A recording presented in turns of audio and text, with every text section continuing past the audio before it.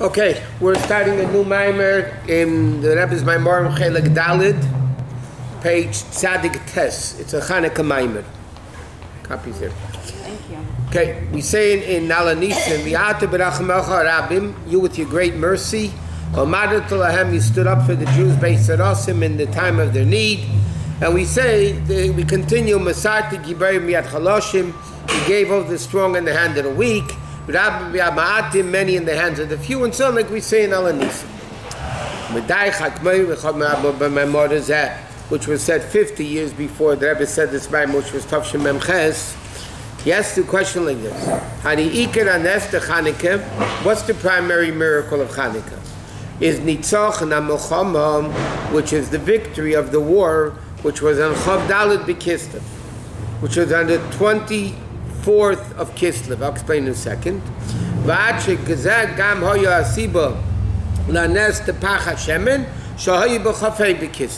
Okay? Now, it's like this. By Chanukah, two miracles happened. Okay? And it's interesting. One has to do with Licht, one has to do with the war. Now, when did the Jews win the battle? Here's copies. When did the Jews win the battle of the war? There's an argument between the Meiri and Rambam. The Meiri, and that's what most of the places in Chassidus brings down, the Jews won the war on the 24th of Kislev. And that's what it says, Chonu Chafei, they rested on the 25th. But when did they win the battle? On the 24th. The Rambam learns, When did they win on the 24th? 24th. Okay. They won on the 24th. The Rambam holds no, they won the war on the 25th. But even if you hold they won the battle on the 24th, so what was the 25th? That's when they found the oil, and that's when the oil was enough to last 1 day, it lasted 7 days, 8 days in the whole miracle of Chanukah. Okay? So the Rebbe says like this. This is the reason for the miracle. K'de'isa b'Gemara, like the Gemara says, when the Chashmonaim were victorious over the Greeks and won them, they found one jug of oil, okay? So Lepel, according to this, when was the miracle of the battle? On the 24th, correct? The oil they found on the 25th. So if you're talking about the miracle of the oil, then you're talking about the 25th. If you're talking about the miracle of winning the war, it was 24th. If that's the case, so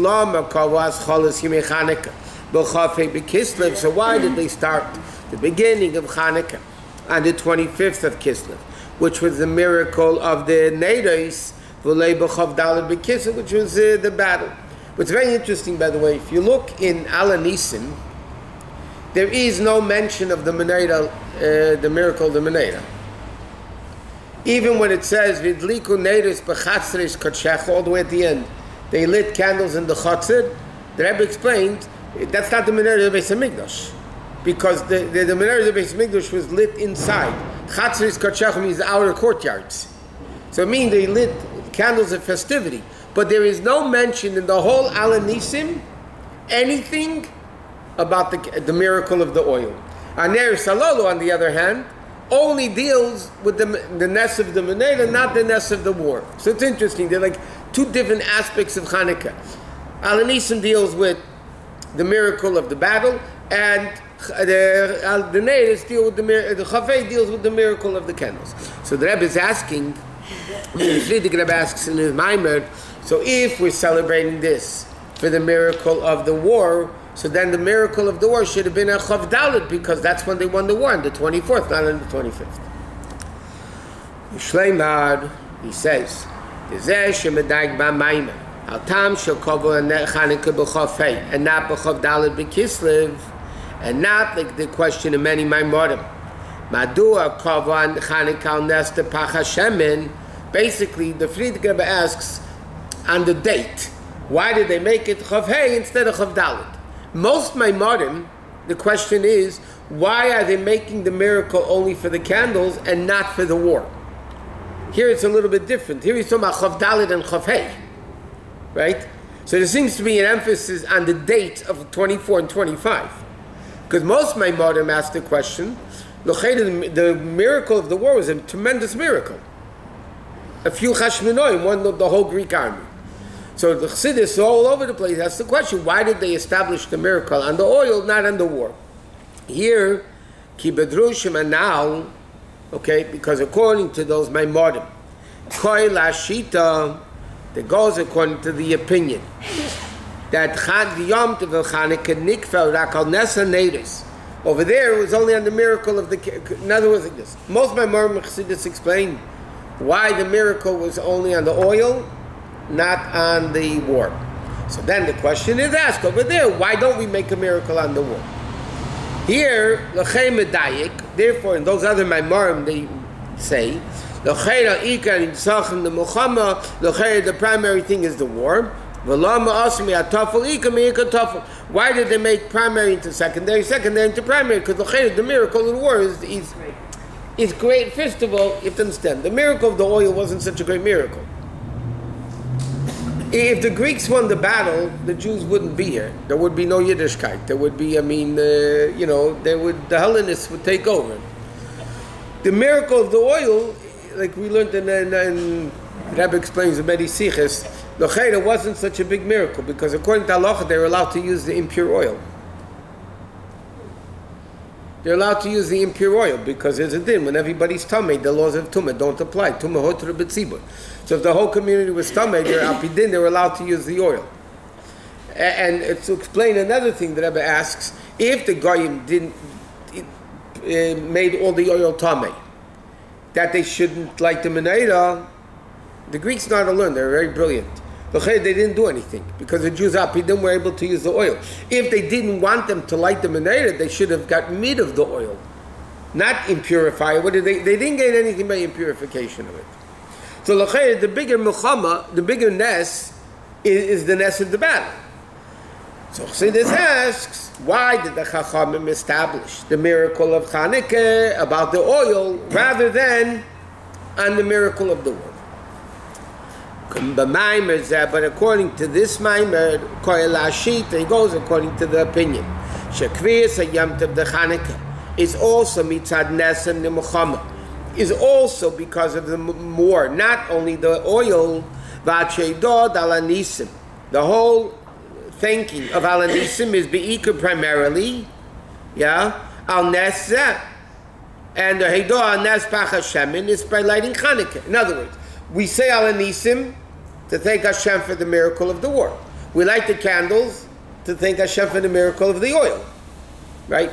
But it was only the miracle of the war that made it possible to have the miracle of That's why Chassidus asks, so why is the miracle of Chanukah?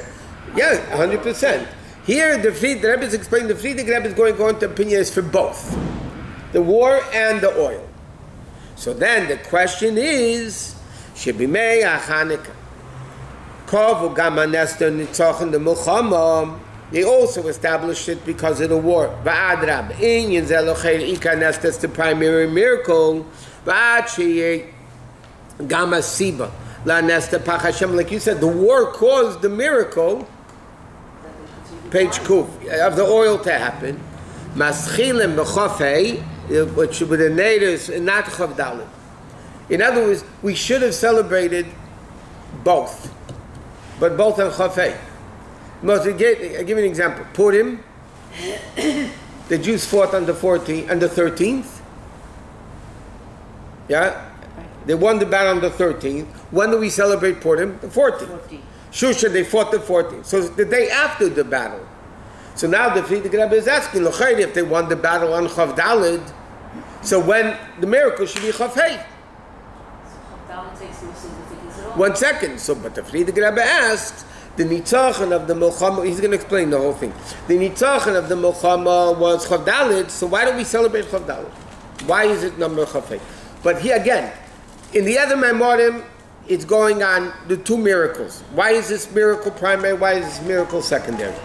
The Friedrich Rebbe is asking on the numbers of 24 and 25.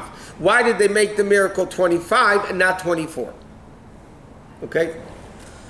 So he says like this, and he continues in the Maamar, even the miracle of the oil was also two miracles. It wasn't only one miracle. What was two miracles? Number one, number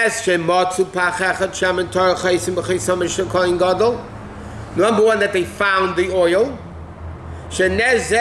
Was on the 25th of Kislev. Yeah? And the second miracle was it couldn't light only one day, and it lit 8 days. The Neseh, when did that miracle begin? On the 26th of Kislev. Because the first day they had enough oil. Right? You know, there's a very famous question. If the miracle, they had enough oil for one day, so why do we celebrate 8 days? It's only 7-day miracle, because one day they had enough. So one answer, there's a sefer with 100 answers on this question. One answer is because the fact that they found the oil. But the Rebbe is saying, and this is also another interview, because according to the Mefarshim, they answer, why is it a miracle the first day? Because the first day, because they knew they only had 1 day oil for 8 days, so they only put 1/8 of the jug in the menorah, and that 1/8 burnt the whole night. So even the first, or when they filled it up, the jug automatically be filled. But the Rebbe says, when did the miracle begin? On the 26th. So we have here three numbers: 24, 25, 26. 24 was the battle. 25th they found the oil, and 26 the miracle of 8 days happened. Well, not really. Only after the 7 additional days. I understand, but I'm saying, when did that idea that it burnt longer than it should have? On the 26th. Medayik ba Maamar nipnei malayhuk for ezet teises davar b'yem chavav b'kitzno. So chavav kitzno should also have something in remembrance of it. Shebayhos chol nes haspaket Hashem l'shmeini yamim, that it helped for 8, that it burned for 8 days. So the Rebbe is saying like this: there's two aspects of the miracle of Chanukah. Number one, they found it, which was 25. Number one, that it burned 8 days. The miracle was seen on the 26th. So l'chayr, why is nothing mentioned about the 26th? Okay? Okay, he says like this. The Kud is Sabir Bezabah Maamar, and the point that the Rebbe says in the Maamar is like this. Shanetz, the Nitoch, and Amuchama is Yichud de Tata. The miracle of the battle is the lower level of Yichud. Anes, the Metzias Hashem, Pach Hashem in Tahar, that's Yichud de Ilah. Okay? Let me explain first what this means before we go further.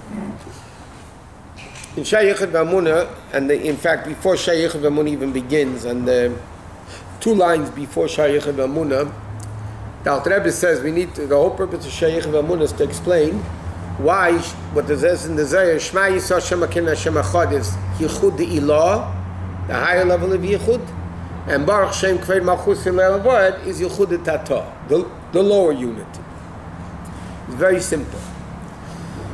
Yichud Ilah means the only thing that exists is God Himself. That's it. The world does not exist. The only thing that exists is Hashem. Yichud Tata, the lower level of Yichud, that means the world is one with Hashem, means there is a world, but the world is nullified, bottled, subjugated to Hashem. This is the difference in Hebrew between Echad and Yachid. Yachid means the only existence, right? Echad means, Echad Aleph Ches Daled. Ches is 7 heavens and earth. Daled, the 4 corners of the world, are bottled to the Aleph. So Echad means, and when you say one, when you say one automatically means there's more than one. If you say the only one, it means there's nothing but that. Here, there's nothing but that. Yeah, that's the difference between Echad and Yachid. So he says, Yichud Ilah means the only thing that exists is Hashem. I'll give you another example of this, the way Chassidus explains it. In Chassidus it says there's 2 levels of an Eved, of a slave.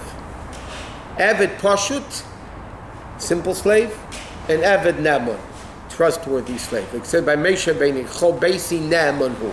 Moshe Rabbeinu was Eved Ne'eman. What's the difference between Eved Pashut and Eved Ne'eman? Eved Pashut means it's a simple Eved, meaning like this. The master tells him to do something. The master tells him to do something. He really has his own will. He really doesn't want to do what the master wants. He has his own will. But he's bottled to the master, and therefore he does what the master wants. That means I have a will, and I nullify my will for the master's will. That's what's called Eved Pashut. Eved Neman is somebody so dedicated to the master, what the master wants, they want. There is no me that's giving up my will because of Hashem. I'm so one with Hashem. It's like the concept Nasa v'Nishma. Whatever you want, I'm going to do regardless. Meaning, it's not that I have my own will, I'm giving up my will for you. There's a higher level of bittul. It's not really, it's a lower level, but a higher level, let's put it that way. It's a higher level that what you want, I want. Here. Yeah. What you want, I want. So it says, the Rebbe explains in the Maamar, and the Rebbe is going to explain it, so don't get nervous. The battle, the victory of the war is the lower level of Yichud. The miracle of the oil is a higher level of Yichud, Yichud Ilah. And he says like this, that's why the miracle of the war was 24th. The Metzias of Pach Hashem and finding the Metzias of finding the oil was on the 25th. Why? Because 24 represents Yichud Tata, the lower level of Yichud, which is the 24 letters of Baruch Shem Kaved Malchusei Le'elam Voed, has 24 letters. And Chaf Hei represents Yichud Ilah, the higher level of Yichud, and therefore there's 25 letters in the pasuk Shema Yisrael Hashem Elokeinu Hashem Echad. Okay, meaning like this. Shema Yisrael, even though we say Hashem Echad, but Shema Yisrael Hashem Elokeinu Hashem Echad means the only thing that exists is God. Shema Yisrael, like the Rebbe says what it says in the Zohar. Shema Yisrael is Yichud Ilah. Baruch Shem Kavod Malchusei La'olam Voed means there's a world. La'olam Voed, there's a world. But the world is Batul to Hashem. Shema Yisrael Hashem Elokeinu Hashem Echad means there is no world, only God exists. Like we said, Yachid. Yeah? There's no world, only God exists. So he says, in Baruch Shem, there's 24 letters. In Shema Yisrael, there's 6 words, by the way, in each one of the 2 psukim. But Baruch Shem has 24 letters. Shema Yisrael is 25. So Kabbalah explains, Chassidus explains, because Shema Yisrael is Yichud Ilah, which is 25, and Yichud Tata is 24. Okay? Now, now, remember we said there's another date, 26. Right. What's the inyan of 26? Is his Chavav B'Kislev began on the 26th of Kislev, which is 26 is the numerical value of Yud Kei Vav Kei, which is higher even than Yichud Ilah. Wow. What's the problem? That's a lot. Okay, just get the vocabulary words. You don't need to understand what's going on because it really doesn't matter. Okay? It matters a lot. You need to have the vocabulary words. 24 is when they won the war. That's Yichud Tata. Okay, that's Yichud Tata.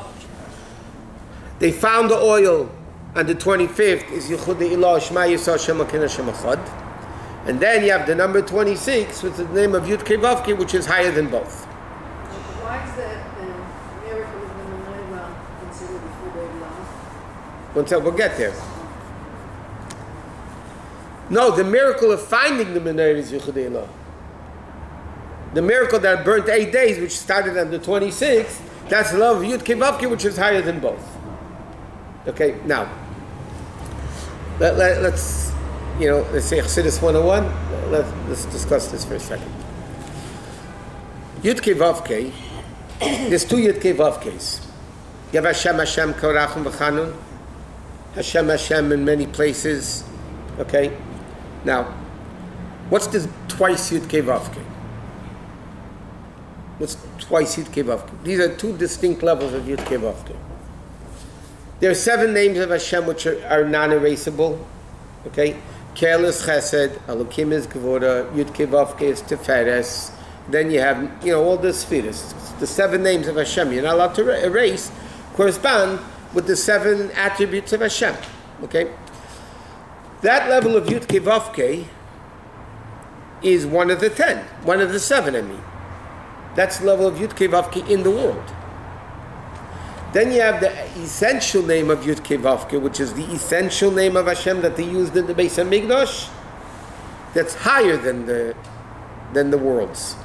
That's self-understood, right?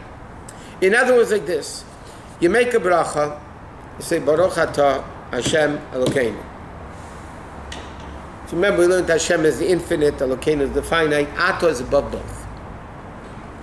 The Rebbe is explaining that the miracle that the oil lasted 8 days, again, 8 above nature, supernatural, that's the level of Yud Kei Vav Kei, which is higher even than the level of Yichud Ilah. To simplify it, even though it is, not, whatever, it doesn't matter. You have Mamala Kol Almin, is Yichud Hatah, Seviv Kol Almin, which is Yichud Ilah, encompassing the world, above the world. And then you have the essence of Hashem, which is above both. Right? Like always in Tanya, when he speaks about being mizbeinin, meditating in Hashem, it says his beinin is Eichu Mamala Kol Almin, Veichu Seviv Kol Almin, and then he continues, V'kula Kamei Koloi Choshev. And everything compared to Hashem is non-existent. Okay? Now, even when you say Seviv Kol Almin, above the world, but it's still connected to the world, but it's above it. When you say it encompasses, I'll give you a simple example, garments. Food, clothing, shelter. So the Rebbe asks a very interesting question in the Torah. What's more important? Food is more important than clothing, than house. So why are houses more expensive than clothing, which is more expensive than food? The Rebbe asks that question. And he says, simply the answer is, houses last longer, clothes last longer, food lasts less longer. Okay? But he said, why is it like that? So the Rebbe explains in the Torah, in a Maamar Mizmor Shech and the Kabbalistic David, he explains that food you internalize. That's the level of Mamala Kol Almin. You internalize the food. You can't put it on your stomach and get full. It's not going to work. You have to chew it, digest it, then it goes into all limbs accordingly. Whatever the limb is able to get from the blood and the food, that's what it gets. Clothing encompasses the body. So it's not internally. That's Seviv Kol Almin. But it's not one size fits all. Right? Every person needs a different size. It's encompassing, it's surrounding, but it has to be based on the body. It's connected to the body. Then you have housing, one size fits all. So in Ruchnius, this represents Mamala, Seviv, less Asarponim, there's nothing exists. That's why, because housing, it comes from a higher level, it's more expensive. Clothing comes, Seviv Kol Almin, it's more expensive than food. Food is Mamala Kol Almin is the lowest level. So he says now like this. The level of Yud Kei Vav Kei is L'mayla Gam Yichud Ilah. And he says, even though L'chayr Chassidus explains all over that the name of Havaya is Yichud Ilah, like it's Havaya Echad, we just said in Shema, the first pasuk in Shema is Yichud Ilah.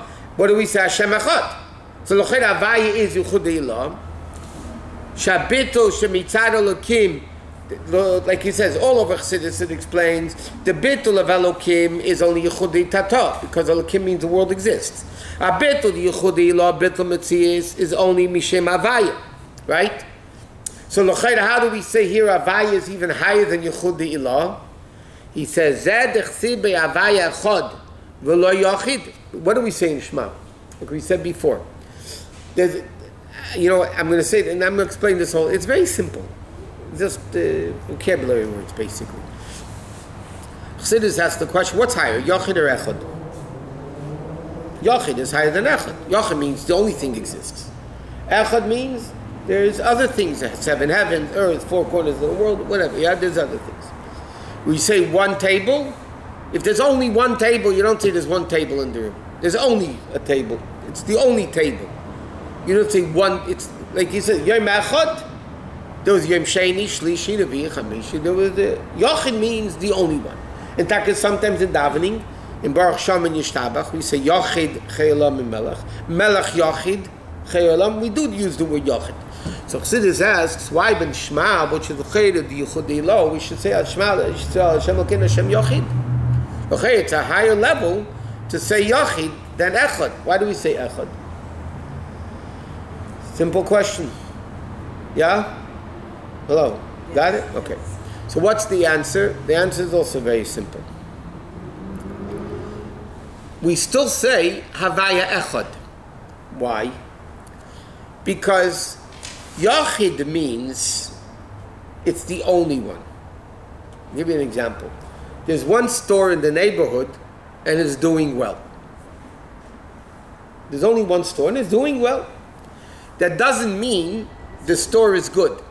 There's probably nothing else. When do you see that the store is a good store? When there's competition. There's Hertz and Avis, and Hertz is number 1 and Avis is number 2. If there would only be Hertz, then you can't know how would Hertz be, so to speak, if there's competition. Right? They don't advertise anymore, number 2, number 1. Nowadays they exist. Okay. Anyway, so it says like this. Why do we say Hashem Echad? If we would say Hashem Yochid, yeah, it's a higher level that He's the only thing that exists. But what would be if God would have a competition? What happened if there would be a heaven and earth? What happened if there would be a creation yesh miyayin? What happens if evil would exist? We don't know how Hashem would be. So there's an advantage in Echad over Yochid, meaning level-wise, Yochid is much higher than Echad. In bittul-wise, Echad is better than Yochid. Because there is competition and you still see Hashem's number 1. Has 7 heavens, earth, are buttul to the Aleph. That's not competition. It is. Yesh miyad. The world is not competition to God. How many people don't believe in God? How many people are not doing Torah mitzvahs? That's because the world is a competition to Hashem. So, Heaven and earth was created by God. Yeah, and in reality, what is the existence of heaven and earth? What are the 7 heavens and earth and the 4 corners of the world? It's really the Aleph. But you don't see it that way.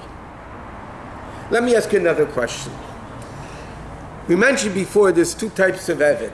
Yeah? Eved Posh and Eved Neman. So who's a higher level? Eved Neman. It's so bottle. Okay. Now let me ask you, in Avaida, who is more bittul?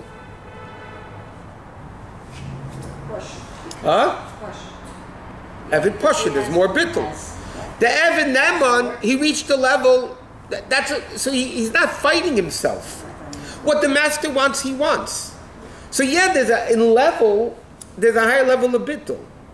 I mean, but in Avodah, Eved Pashit is a much higher level of Avodah. Right? Similar to the difference between a tzaddik and a beinoni. A tzaddik is a much higher level. But who has more fighting? The beinoni has much more fighting than the tzaddik, because he has a Yetzer Hara. So if you're talking level-wise, of course the tzaddik is greater. So by Shema, the Rebbe is saying like this. Havaya 26 is really higher than Yichud Ilah. It's the essence of Hashem. So why by Shema do we say Hashem Echad, which is Yichud Ilah? He said that's to bring out the level that even though there's competition, Hashem is only one. But he says, even that level of Havaya Echad, means there are heavens and earth. There is 4 corners of the world. There are 4 corners, and yet the bottle to the Yud Kei Vav Kei. So it's not the ultimate Yichud Ilah. It's not the ultimate level of bittul. Let's have Sapani Minei that only God exists and nothing else. Havaya means there is 7 heavens, there is a world, there is heavens and earth, but Yichud Ilah, they're completely bottled to Hashem. So he says like this. Huh? Okay, 6 lines on the end of the page of Kuf. That there are 7 heavens and earth and 4 corners of the world, but they're bottom yuchadim remain tzav hashula for sholayla, but they're still bottle to Hashem, right? Lefi Havaya is that level of Havaya is a level of world. Remember we said there's a level of Yud Kevavke which is Tiferes, Kel, Elokim, Yud Kevavke. That's the Havaya of Hishtalshelish, which is called the lower Havaya. Look, we say Hashem, Hashem, Hashem, Hashem. The lower Yud Kevavke, obviously the first one is higher, the second one's lower. So the second Havaya is Yichudi Ilah. The first Havaya, though, and that's the Yichudi Ilah of Krishna. But there's a higher level of Yud Kevavke, which is higher than even Yichudi Ilah. V'zeh masha kosav Havaya Lokein Havaya Chod Havaya Rishon Havaya D'Le'ela, which is higher than worlds. Okay, what do we say in Shema? In Shema we say 2 Havayas, by the way. Shema Yisrael, Hashem Elokeinu, Hashem Echad. So the obvious question is, Shema Yisrael, Hashem Elokeinu, we should say, Shema Yisrael, Hashem Elokeinu, Echad. We don't say that. We say Shema Yisrael, Hashem Elokeinu, Hashem Echad. Yeah? Why do we say twice Havaya? What is his crown? Because these are the 2 levels of Yud Kevavke. Shema Yisrael Havaya, that's the level not connected to Echad, like the second Yud Kevavke, which is connected to Echad. The first Havaya is higher even than Yichudi Ilah, because Havaya Echad, the lower Yud Kevavke, is the higher level of Yichud. Baruch Shem Kved Malchus Olam V'ad is the lower Yichud Tata. Right? Yeah? Clear as mud? So therefore, even in Shema, there's 2 levels of Havaya. There's a Havaya which is Yichudi Ilah, which is Hashem Echad at the end of the pasuk, and then you have Shema Yisrael Hashem. Over there's no Echad, there's no world. There's only Hashem, like he says.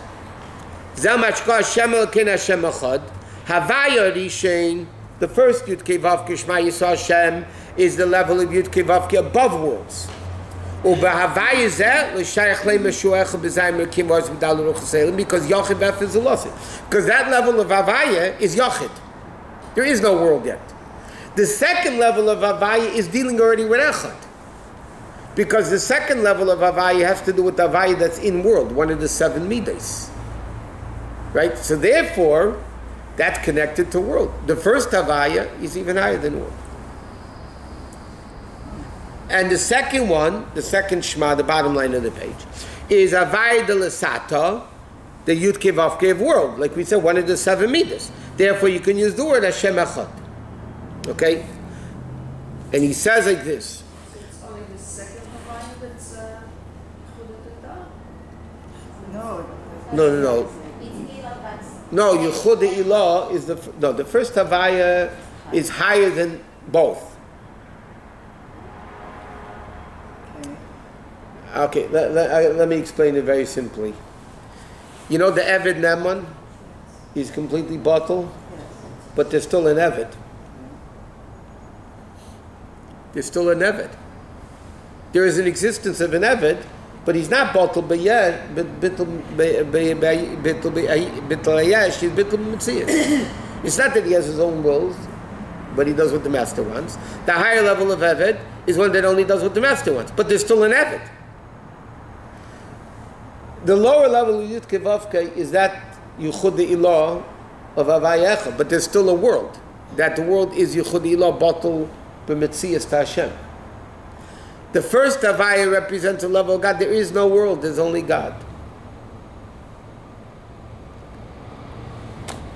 Terrific. World? Now what? Wait.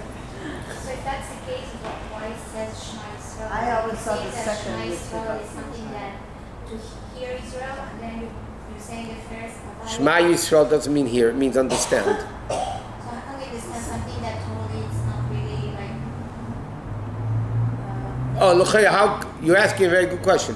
How does God want us to understand something that's impossible to understand? Right.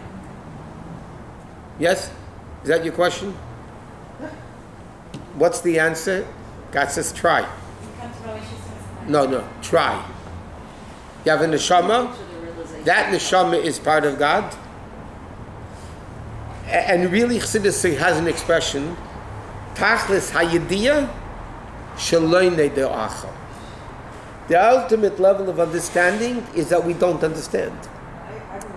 Which means like this. The ultimate, no. People try to understand Hashem, and then they say, I don't get it completely. The real understanding of Hashem is that we can't even begin to understand. Not, I'm going to try and there's things over my head. Right? What it means is, there's absolutely nothing feasible to understand. Tachlis hayidiyah, l'cheira, how could that be called the ultimate knowledge that you don't know? It's a contradiction of terms. The ultimate knowledge is that you don't know. Then you don't know, so why is it called the ultimate knowledge? Because that's what the Alter Rebbe, it's Chiddush of Chabad. Chabad is try to understand Elokus as much as you can. At the same time, understanding that there's impossible to understand. But, whatever we do understand is real. On our finite level, the brain is understanding Elokus. It's simple mashal. Torah is infinite, correct? Torah is infinite. A 5-year-old kid goes to school, learns Chumash, learns Bereshis bara Elokim es hashamayim v'ha'aretz. In the beginning, God created heaven and earth. He understands the pasuk, gets 100 on his test. Yeah? Does he know his Chumash? He knows his Chumash. The greatest of minds, Rabbi Akiva and all those great people with the greatest mind, didn't begin to understand that pasuk. Didn't even begin to understand that pasuk. It's not a contradiction. On the kid's level, he understood the pasuk. But the pasuk is infinitely greater than the kid's level. It's infinitely greater than Rabbi Akiva's level. There's a famous story that Rabbi Akiva Eiger was brilliant and whatever. He lives in Mittel Rebbe. He was good friends with the Mittel Rebbe. Rabbi Akiva Eiger was known for his questions that every time he wrote Tzarachi and Gadol, he would think through the whole Shas first. He was a phenomenal scholar. And he once came into a shtetl somewhere, and there were a bunch of people learning Gemara. The guy was teaching the Gemara. Everybody sat, understood the Gemara, they closed the Gemara, they went home. They understood the Gemara. Rabbi Akiva Eiger started crying. He said, look at this, these simple Jews understand the Gemara, and I don't. It's a different level of understanding versus not understanding. So Hashem wants that we should do whatever we can on our level to understand. But at the same time understand, on my level, I got it. I'm getting the mitzvah, by the way, of knowing Torah, which is a mitzvah, to know Torah. I'm getting that mitzvah of knowing Torah. But at the same time, I know, it doesn't begin to get it. Okay, so the Rebbe is just explaining, there's Yichud Tata of 24. There's Yichud Ilah of 25, which is Shema Yisrael Hashem Elokeinu Hashem Echad, which is the level of Yud Kei Vav Kei, but it's connected to Echad, so it's the level of Yichud Ilah, but Havaya as connected to Echad. Then you have the number 26, when the miracle of the oil began, and that is the level of Yud Kei Vav Kei, the ultimate, not Havaya, the second Havaya. The first Yud Kei Vav Kei, which is infinitely greater than word. Is that so hard to understand? It's not hard to understand. Huh? I'm not asking you to repeat it, but it's understood. Huh? So the miracle of Chanukah is 7 days or 8 days? The miracle of Chanukah is 8 days. Even though the first one... But we said, so the question is, we said even the first day was a miracle, they found the oil, whatever it is. But the whole inyan of Chanukah, as the Rebbe explains in countless siches, the menorah in the Beis Hamikdash was 7.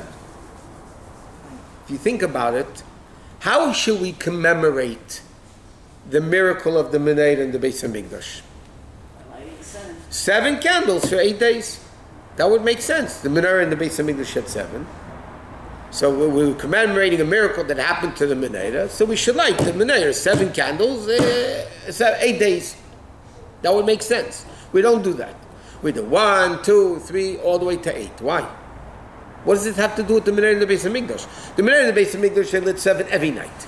It's like nishtahin, nishtahed, neither here nor there. We're commemorating a miracle of the menorah in the Beis Hamikdash, yet we don't do anything connected to the menorah. Huh? 1, 2, 3, 4, which wasn't done in the Mishkan, and then we in the Beis Hamikdash, and then we have 8. Well, like, what's this commemoration? So the Chassidus explains that the inyan of Chanukah is greater than the menorah in the Beis Hamikdash, and therefore the Beis Hamikdash's menorah they only lit during the day, because the menorah, which is 7, which is nature, godliness of nature, cannot illuminate darkness. It can only illuminate light. You lit it during the day. Where did they light the menorah in the Beis Hamikdash? Inside. So what was the purpose? 1 minute. They lit the menorah inside the Beis Hamikdash. Where do we light Chanukah candles? Pesach Meisim b'chutz, outside. It doesn't make sense. We should do everything like the menorah. We should light it during the day. 7 candles, we should do it inside. So look, what's this whole thing? Because this is the greatness of Chanukah. The number 8 can dispel darkness in a public domain, which represents rebellion against God. Not one God, you should say a private domain, but it represents Reshus HaRabim, which is a public domain, which is diversity and okay. And Chassidus explains even more. The Gemara says, how long do the candles have to light, or how long are you allowed to light candles? The Gemara says that they call you Rigel Tarmudoi, until the feet of the nation of Talmud would stop going in the streets. There's a nation called Talmud. They were wood sellers. So their business was open later than all the other businesses. Why? Because the people needed wood to make a fire at night, so they were open at the beginning of the night because at night you don't see. If you don't see, you can't have a business, right? They didn't have lights then. So Chassidus explains, the Gemara says, Adekalia, until it finishes, Rigla, the regel, the feet of the nation called Talmudoi. Talmudoi means of Talmud. So Chassidus explains, Talmud is the letters Moredes, rebellion. Talmud, Taf, Reish, Mem, Vav, Dalet is Moredes, rebellion.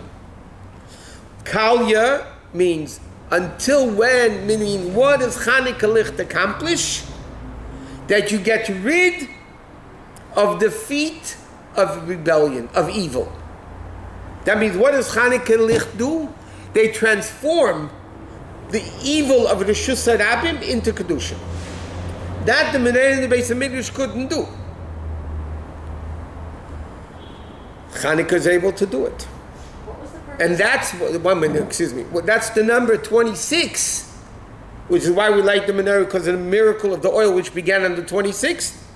Because that level of Yudke Vavke is so great, darkness is not darkness and light is not light, and you could transform darkness into light, and you can do whatever you want. That's why it's Chavav. Because at the level of Yudke Vavke, not the lower level of Yudke Vavke, which is Avaya Echad Yuchudi Ilah, connected to world. This is a level that world doesn't exist. Therefore, darkness is not darkness, and light is not light. Right? And that's why we learned this in other Maamarim, but just a very important point. When you have darkness, you have a dark room, and as they say in yeshiva, you open the light, or normal English is turn on the light. You dispel darkness. You don't change darkness. You don't destroy darkness, because the second you close the light, it's as dark as it was before.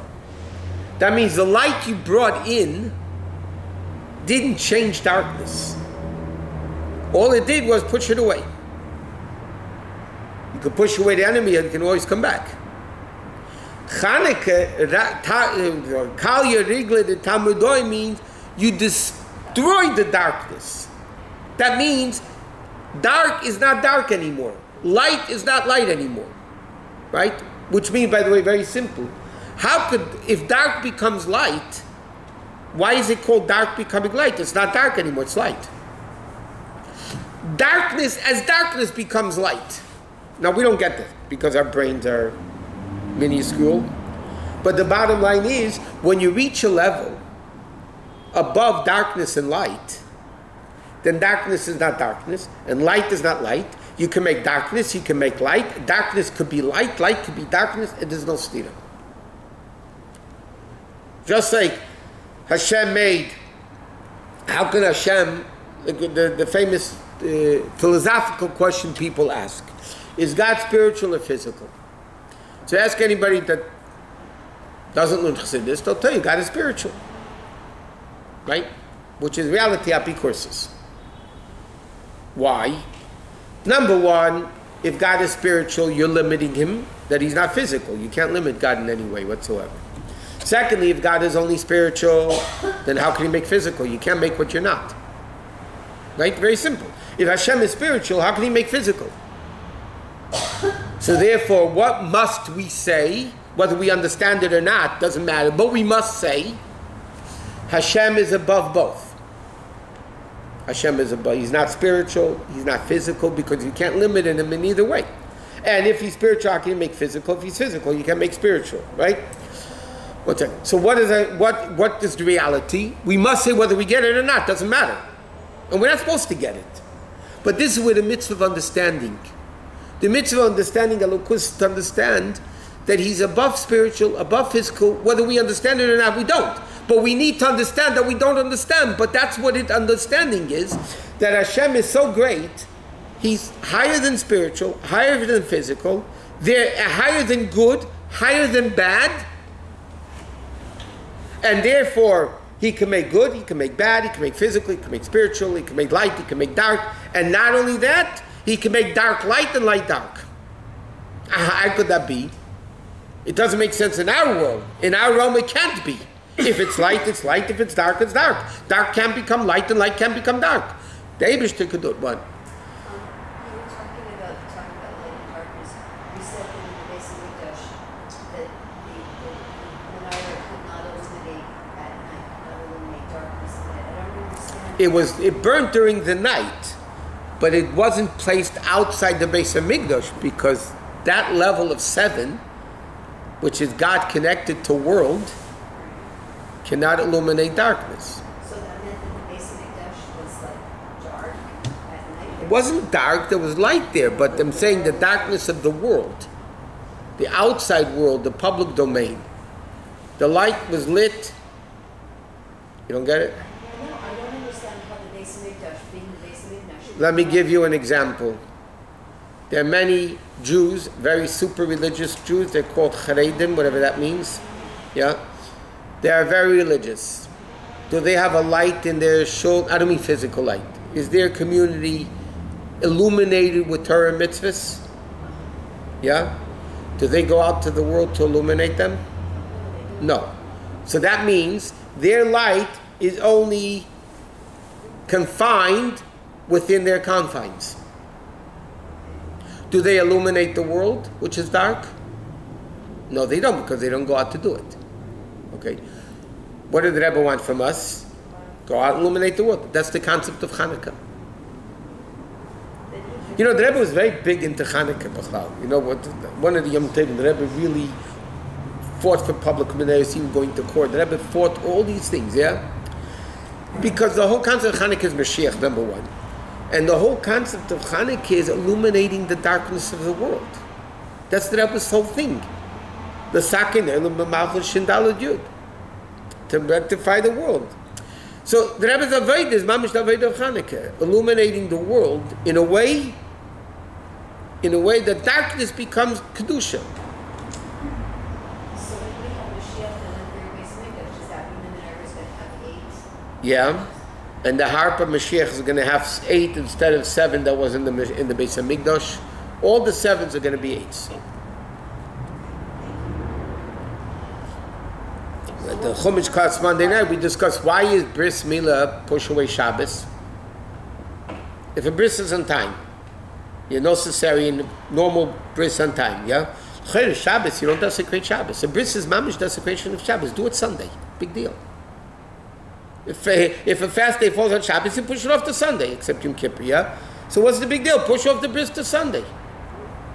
The answer is bris milah is 8th day, and Shabbos is 7th. Yeah? 8 supersedes 7. So bris milah is even higher than Shabbos. And Rebbe, by the way, it's learned this Monday night to Chumash class. Rebbe, there's a Maamar that they say at a bris milah, Betzimiyam is a Nima Lavram Torah. It's a very short Maamar. But the Rebbe says, milah is even higher than the level of Yud Kei Vav Kei. But over there it means the lower Yud Kei Vav Kei. There's a pasuk at the end of Chumash, Lei b'shamayim hi, Torah is not in heaven, Leimer, mi yala lanu hashamayim, who's going to go up to the heaven to take it? Yeah? Mi ya'ale lanu hashamayim is milah. What are the last letters of the words? Mi ya'ale lanu hashamayim is Yud Kei Vav Kei. Yeah? Milah is the first letters of the name, of the words, and Yud Kei Vav Kei are the last letters of the name. Now obviously first letters are greater than last letters, right? This is head, this is end. That means milah is even higher than Yud Kei Vav Kei. Where's the pasuk? Yeah, in Parshas Vayelach, Hazinu, not Hazinu, whatever. The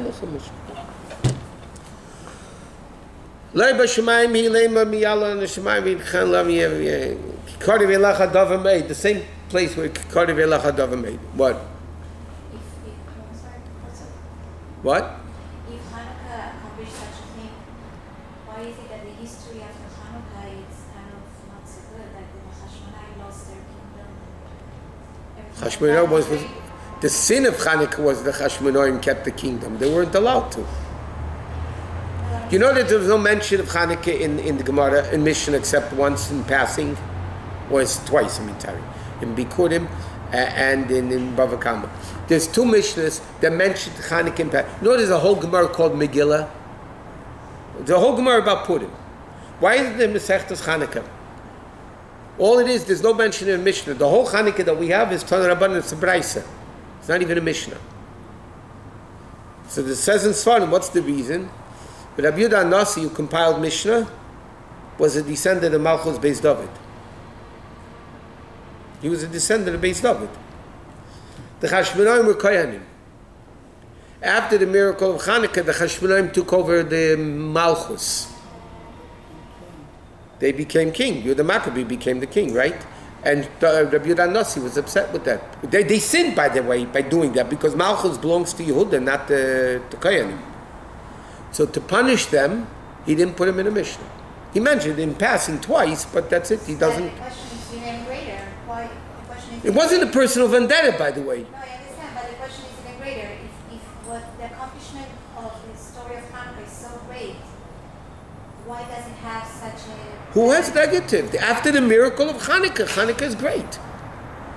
It's the most famous holiday people have. You don't have to cook. You don't have to do. You have to clean the house. You don't have to, So my question is still there. It's such a spiritual above everything, it should have had a lasting positive impact in this world. It does. How many menorahs are existing in the world today? So we need to overlook the history of that. I just saw online somewhere that something, was it 10 million candles were just delivered to New York to use for Hanukkah. Sorry. Yeah, no. You're saying the Mishnah it's not mentioned. No. It's mentioned in passing twice. The Rebbe is also from Beis David, but the Rebbe utilizes Chanukah as super Yom Tov. You saw by the Rebbe Chanukah was something special. Chanukah live, this, you saw it was special. What? I have a question. When you're saying pushing away the darkness, you're talking about evil, or like Yom Echad, you have day and night. You're talking about so Mashiach, we're not going to have night. It's just it's going to be Laila Kayem Yoeh. It's whatever it's going to be. I don't know. There's no chosha. Physical, spiritual, I don't know. We'll see when it happens. What was the purpose of the menorah in the Beis Hamikdash? To give light to the outside. So the Gemara asks this question, by the way. V'chila eiro hu tzarich. Does Hashem need light? Ala simin hu l'chol b'ay elam. This is what the Gemara says. It's a sign for the chol b'ay elam in the whole world. Shashchina sheira b'Yisrael. Now, normally, when you make windows, windows are made to bring in light. That means the windows in the Beis Hamikdash were the opposite. It didn't bring in light.